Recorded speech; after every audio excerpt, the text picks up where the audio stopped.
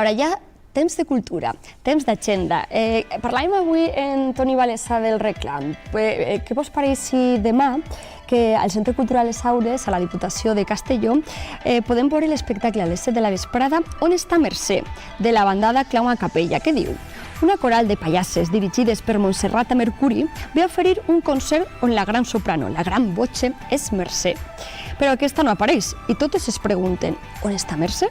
Mentrestant, qualsevol succés és bo per a jugar i convertir-lo en un moment musical. És molt divertit i en aquest cas és la Diputació de Castelló la que col·labora en esta banda del Reclam, en esta vessant, i n'hi ha una activitat demà a les 7 de la vesprada, recorde, al Centre Cultural Les Aules, i també, si no podeu però teniu ganes de veure-la, divendres 23 de novembre a la Balducció al Teatre Carmen Turc.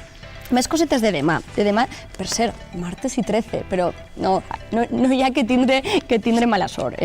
Per exemple, a les 10:30 el Teatre del Raval oferta teatre escolar, en aquest cas en la representació Aquest cel és un infern, dintre de la primera mostra de teatre intergeneracional. A les 6 de la vesprada, a la Biblioteca Municipal, també els xiquets i xiquetes, els més menús de la casa, tenen un contacontes de món d'animació que es diu Contes de Maurice Sendak, recomanada per a xiquets i xiquetes de 4 a 8 anys.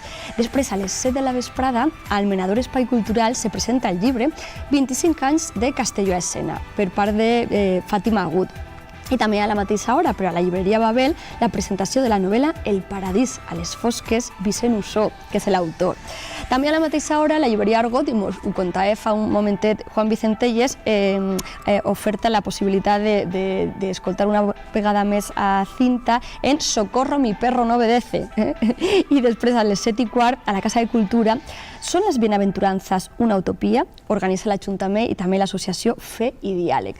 Això per a demà. Demà, per cert, que demà tindrem uns convidats que passi a presentar-vos. Sí, perquè així també esteu assabentats. Per exemple, vindrà Paco Roca, que és este dissenyador importantíssim d'ací de Castelló, però no en la vessant textil, sinó en la vessant artística, ja veureu.